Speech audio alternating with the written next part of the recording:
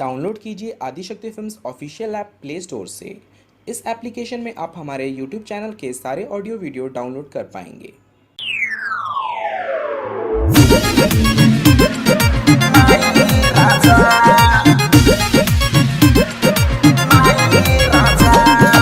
DJ Shankar Singh.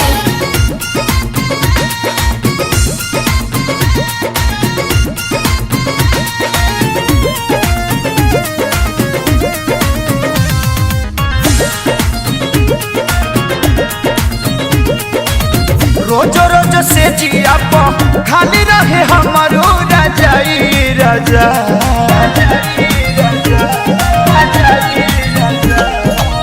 रोजो रोजो से जिया खाली रहे हमारो राजाई राजा।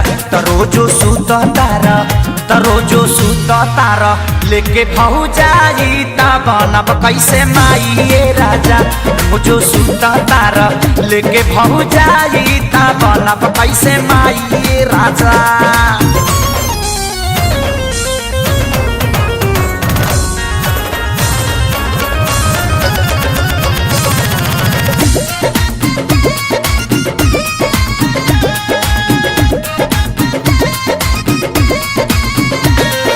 भेजले बिया नई हर से माई मसाला बने खाती दादी ताहार माई करस हाला।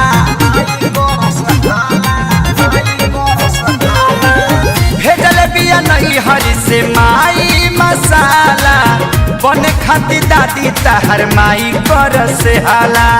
तनिको न लागे तुहरा घरवा में बिया लुगाई राजा।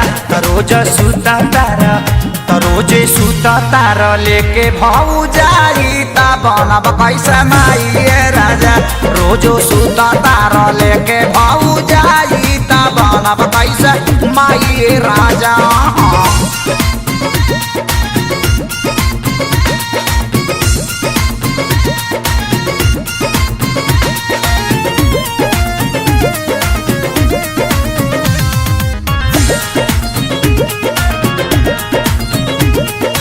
कहेली चाची कैसे जिएलुए बाछी हमारा जवानी पर बैठ दिया माछी।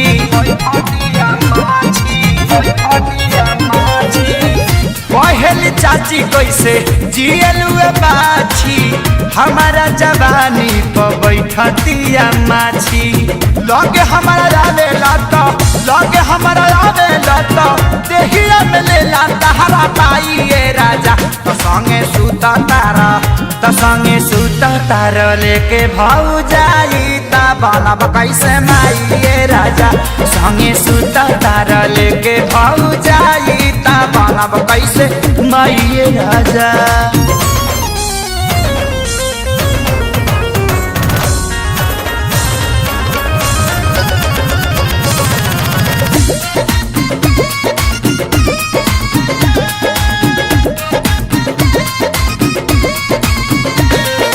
रोजो ताना मारत तहरा घरवा के लोग बा कहेला लो ओकरा में ना तोरे में रोग बा।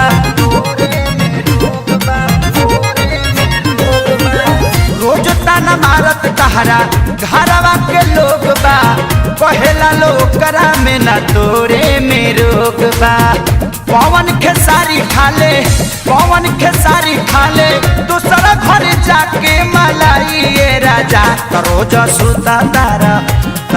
सूता तारा लेके भौजाई ता बनब कैसे माई राजा। रोजो सूता तारा लेके भौजाई ता बनब कैसे माई राजा।